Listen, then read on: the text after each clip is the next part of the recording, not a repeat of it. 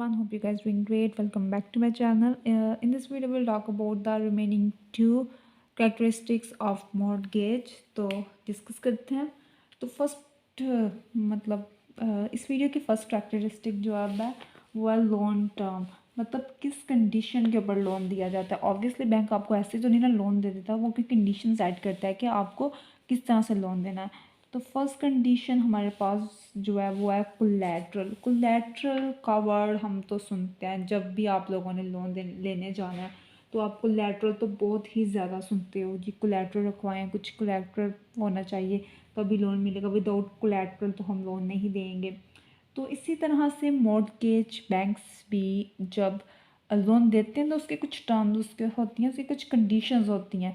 ठीक है, वो कंडीशन आपकी फर्स्ट कंडीशन हो सकती है कोलैटरल हो. ठीक है, कि जब आप बैंक से मॉर्टगेज लेने जाते हैं तो वो क्या है कि आप अपनी प्रॉपर्टी बैंक के पास रखवा दें. फॉर एग्जांपल अगर आप हम यहाँ पर रेजिडेंशियल मॉर्टगेज की बात कर रहे हैं तो आपके पास कोई प्रॉपर्टी पड़ी हो सकती है ना, तो वो कहेगा कि आप हमारे पास कोई प्रॉपर्टी है तो कोलैटरल रखवा दें, दैन हम आपको मॉर्टगेज देंगे. क्योंकि बैंक ने आपको पर ट्रस्ट करना है. विदाउट ट्रस्ट तो वो आपको लोन ही देगा. और सिर्फ ट्रस्ट नहीं था, वो पूरी वेरिफिकेशन करता है जो हम इस कंडीशन में डिस्कस करेंगे. तो कोलैटरल में क्या होता है कि आप अपनी प्रॉपर्टी उनके पास रखवा देते हो. और जब आपकी प्रॉपर्टी के पेपर्स बेसिकली आप रखवाते हो, प्रॉपर्टी पेपर्स, और जब आपके पास प्रॉपर्टी पेपर बैंक के पास होंगे तो आप प्रॉपर्टी को सेल नहीं कर पाओगे. और फिर अगर आप उसका पैसे वापस नहीं करते तो वो इसको सेल कर सकते हो. उसके अलावा गोल्ड अगर आपके पास है तो वो भी बैंक आपको कहेगा कि हम एक्सेप्ट करेंगे, तो अब वो भी आप एज आ कोलैटरल हमारे पास रखवा दें. ठीक है, इसी तरह से प्रॉपर्टी वैसे बेसिक है कि most importantly property papers use होते हैं.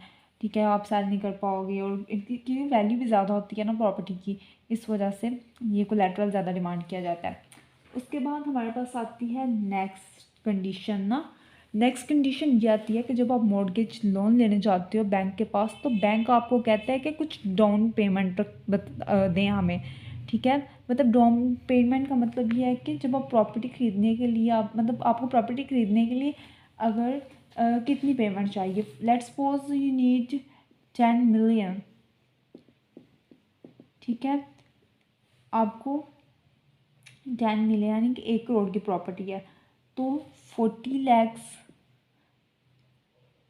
lakhs for 10 million, like 4 million आपके होंगे and the remaining 6 million bank के होंगे. बैंक ये कहता है, इससे बैंक को थोड़ा एक ट्रस्ट होता है कि अगर ये पैसे डूबेंगे तो आपके भी तो डूबेंगे ना जो लगे हुए हैं. ठीक है, तो बैंक कहता है कि हमें डाउन पेमेंट करें, देन हम लोग आपको ये देंगे 6, मतलब डाउन पेमेंट हमें बताएं कि इधर आप अपना इसमें इतना पैसा लगा रहे हैं इस प्रॉपर्टी के अंदर, तो हम आपको इतनी अमाउंट देंगे. तो डाउन पेमेंट में एक गारंटी होती है. ठीक है, मतलब इस बैंक को यकीन दिलाने वाली बात है ना, तो ये भी एक गारंटी होती है अगर आपके पास प्रॉपर्टी नहीं है. लेकिन अगर वैसे जो ज़्यादा ऑथेंटिक और कंडीशन जो ली जाती है ना, वो प्रॉपर्टी पेपर या वही आपसे वो कह देंगे अगर आप उनसे ज़्यादा लोन ले रहे हो और आपकी इतनी वेरिफिकेशन नहीं कर पाए, then they will go for it. Next हमारे पास है बॉरोवर्स क्वालिफिकेशन. मतलब जो बंदा लोन लेने आया, मैं बैंक के पास मुँह उठा के चली गई हूँ कि मुझे लोन चाहिए. ठीक है, ये बैंक है और मैं चली गई हूँ ऐसे, मुझे कुछ नहीं पता कि मुझे क्या चाहिए. मतलब मेरे पास कुछ भी नहीं है, मैंने उससे जाके 10 मिलियन मांग लिए हैं जी. तो बैंक तो मुझे 10 मिलियन कभी भी नहीं देगा. क्यों दे मुझे, क्या उसके पास कोई गारंटी है?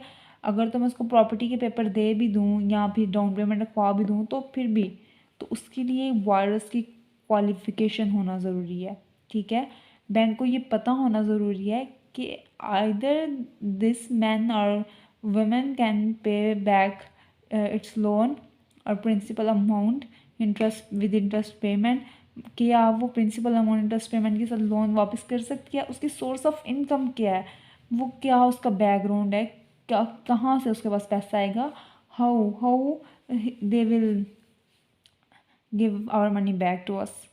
सो उसके लिए वो बॉर्डर की क्वालिफिकेशन चेक कर सकते हैं, ठीक है। बॉर्डर कौन है, क्या करता है, ठीक है, वो सारा देखते हैं। उसकी जॉब देखते हैं, उसकी इनकम देखते हैं। मतलब इनकम अगर कम होगी तो वो लोन नहीं दे पाएगा, क्योंकि उसने तो आपको आपको इंटरेस्ट पेमेंट भी आपने उससे लेनी है मंथली, देन आपने प्लस प्रिंसिपल पेमेंट भी लेनी है, ठीक है।